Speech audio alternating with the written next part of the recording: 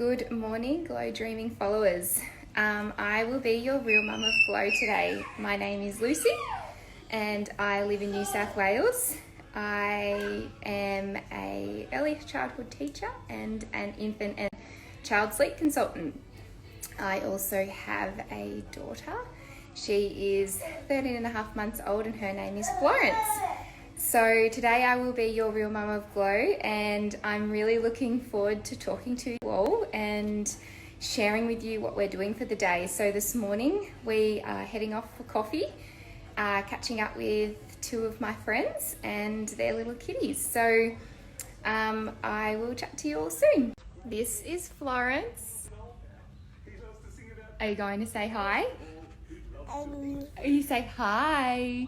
Hello everyone. Say hello. Oh, Florence loves the wiggles. I also wanted to jump on and tell you all about my business. So I have a small business. It's called Nurture Minds. So jump on over and give me a follow. And I will put up an Ask Me Something today, and you are more than welcome to ask me anything about Florence, anything about myself, and anything sleep related. If you are going to ask me a question about your child's sleep, I do need to know their corrected age. This is because sleep is highly dependent on brain development. So if you could please let me know their age, that would be great. Thank you. So this morning we are at a little place called and we're meeting a couple of friends, and this is Florence. And Florence will be having her morning nap in the pram this morning. So her morning nap's usually around 9:30 till about 10. And I usually start, the wind down about 9:15. And I pop her in her pram with all her sleep associations, and I pop a shade sort of covering on her pram.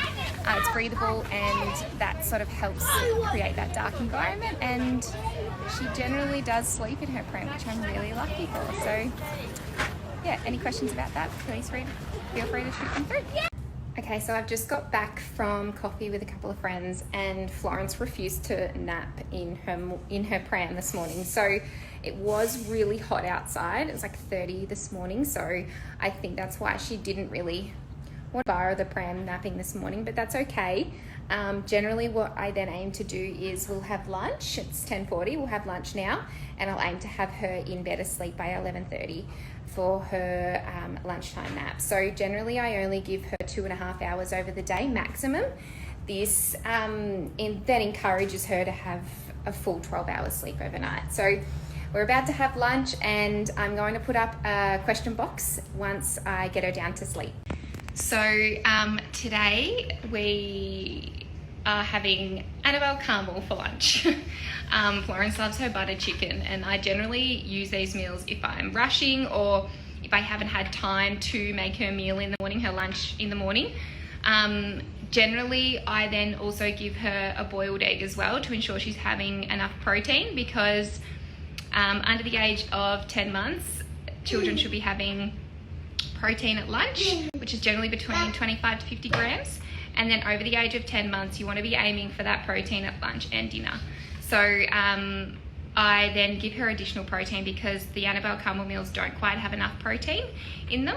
And protein is really important for sleep. So this then reduces the hypoglycemia that children can develop overnight, which increases their adrenaline levels, which will interrupt their sleep. So there's a tip for you. So I just mentioned nutrition and sleep.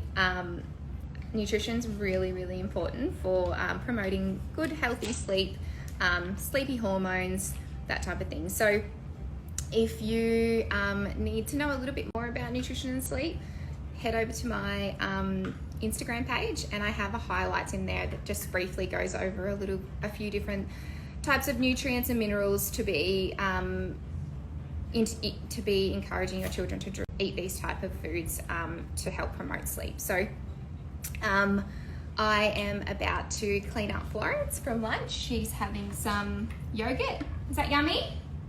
Florence, was that yummy? She just had some yogurt and fruit. So generally I give her like a main meal, and then she has like a dessert, which is like a fruit and a yogurt. So yeah, I'm about to put up and ask me something, so stay tuned. Let's go. Go nice. Let's go nice. Come on. Go nice. Come on. Come on.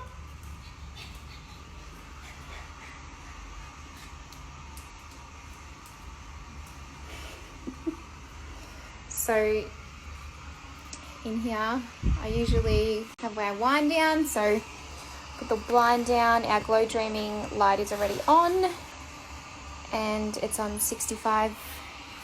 Sorry, it's on the highest setting for noise, so which is 65 decibels. And I will put Florence in her sleeping bag and say goodnight and walk out. You ready? Go nice. Okay, so Florence has just gone to sleep. So that took 5 minutes. So she must have been really tired. But I wanted to put up an Ask Me Anything box now. So feel free to ask me anything to do with sleep, anything to do with flow, anything to do with me being a sleep consultant, anything to do with my Instagram page, my website, anything. I will try and answer as best as I can, but sometimes when there's a lot going on for your bub, I may need a lot of information, and then this requires a lot of back and forth conversation. So if you feel like there is heaps going on for your bub or your child, you can book a phone consult with me, which is free. You get a free 15-minute phone consult, and we just talk about what might be going on and how I can help. So the reason why I like to do a free 15-minute consult is because I like to get as much information as I can to see if I can help. So there may be times where I can just give you tips, and then I can send you away and you can go try those tips and then come back to me. But if there is a lot going on for your child, I generally need like the full story. And because it might be a few things that need changing. But the reason why I do need all this information is because every child is different and every child responds differently. But if your child has a few sleep associations that are interrupting their sleep or impacting on their ability to self-settle, these type of things need sleep training. So yeah, I'm here to answer your questions as best as I can. Sorry, that last video cut me off. If you feel like there is a lot going on, I am here to help, and please feel free to have a chat to me through my website. So you can book the phone call through there, and the link is in my bio on my Instagram. Okay, so I wanted to chat to you a bit about glow dreaming and how I sort of came across it. I had a friend that had a glow dreaming machine, and I'd never even heard of them. This was when I was pregnant, and I was amazed that it was a diffuser, a humidifier, and a red and a green light, and a white noise machine. And I thought, wow, this is amazing. It's value for money, 100%. And I thought, wow, I didn't even know white noise was aimed at boosting and lengthening sleep. So I bought one, and it has been the best thing I have ever purchased, and I recommend them to all my clients because yes, there are lots of other white noise machines out there, but this is bang for your buck, 100%. So we have the red light on at Flo's, and Flo has had the red light on since she was born, and it hasn't affected her sleep at all or interrupted or anything. So it's been really good for her. All bubs are different, obviously. But at the moment, so when I became a sleep consultant, I learnt a lot of things about healthy sleep, sleep environments, settling techniques, feeding, lots of different things. But the one thing that has really stuck with me is providing a really nice, healthy sleep environment. And a sleep environment that is healthy will aim to boost and lengthen sleep. And we want to try and help bubs and children promote melatonin, which is the sleepy hormone. So this is why I recommend, as a sleep consultant, a dark room, white noise, and a safe sleeping temperature of 18 to 22 degrees. So these three things are the three things that I generally talk about in an assessment. So if you would like to know more, please let me know. So Glow Dreaming have just brought out some new oils, a nose and chest and an immunity boost oil, which I'm dying to use because these are the types of things that I use. I use other brands of oils in the diffuser for when Florence is not well. So I generally put an oil in her diffuser to help her breathe in those really nice oils to try and help clear her chest, clear her nose, that type of thing. I do use the lullaby oil though when I'm finding she's had a really she's really overtired during the day. She's had a really stressed out, busy day, and I just like to put that lullaby oil in just to calm her before bed. And it really sets the mood and the smell of the room, and she just knows that, yes, okay, it's time to sleep now. So these meals are like treat meals for Flo, or it's like if I'm in a rush or, I haven't made something, or we're out for dinner, or we're going somewhere on a holiday or something, but they're Annabelle Caramel from Woolies in the frozen section. So total recommended daytime sleep for a 4-month-old is 4 hours. So generally, we want to aim for 3 naps, but 4 naps over the day is fine as well. Head over to my page and check out my sleep guide. I actually love this question, so I'm going to chat about it a bit more in the next story. So how I became a sleep consultant, I first of all tried the Tizzy Hole Save Our Sleep. My cousin recommended it to me for Florence because she was really struggling to settle. And obviously the melatonin wears off at about 3 months, and this is where I was like, what is going on with my child? Then the 4-month regression hit, and I thought, what am I going to do? Like, surely there's something or someone out there to help me. And then I heard a friend talking about a sleep consultant. I thought, wow, that is amazing. I didn't even know they existed. So I looked online at the baby sleep consultant course, and it's a certification that is worldwide recognized, and it is a course that you do for 6 months, and it is amazing. And I have read over 12 sleep books around developed by doctors, sleep science. It's all about sleep science, lactation consultants, parents, teachers. There's lots of different advice out there, and it's all research and research based. And they've done all these studies on sleep, so it's amazing. But let me know if you're interested in becoming a sleep consultant, because I can link you through, and it is, if you want to know more, just ask. So Florence is woken up, and she hasn't quite had her usual 2.5 hours that she has, but you know what? I do not have a perfectly sleeping baby, and I never promote that I do. But we just go with it. So what we will aim to do is do 6 o'clock bedtime tonight, so she can recover from lack of sleep during the day. Can't we? Yeah?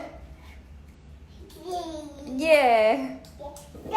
She loves balls. Yeah.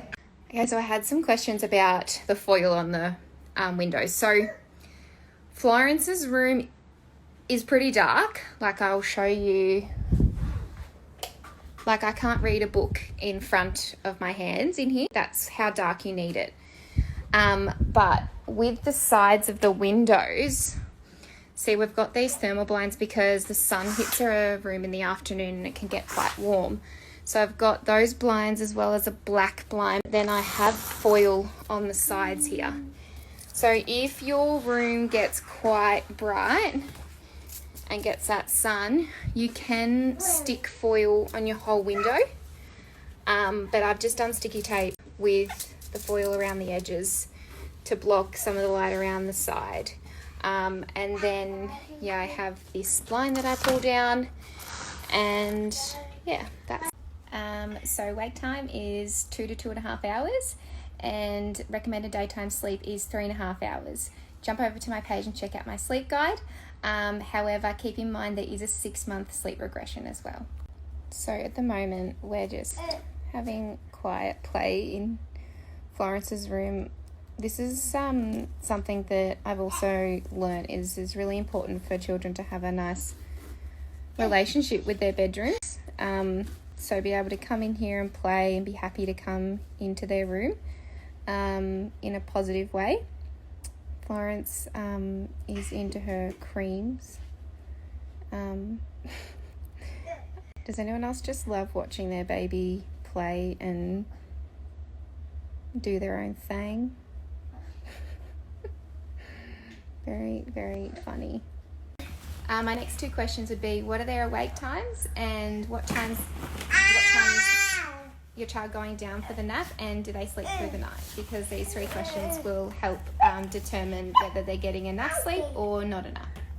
So this afternoon we are having cheese and avocado rice crackers with strawberries, homegrown apricots from our neighbours, and blueberries straight into the cheese. Yum. Hey, I've never actually had this question before, but I would try and invest in some baby earmuffs to block out some sound, and I would also just try and stick to the age appropriate awake times. So this afternoon we've just been playing in the toy room. Florence is getting a little bit grumpy because she needs to go to bed very soon. We'll do dinner and bedtime routine soon.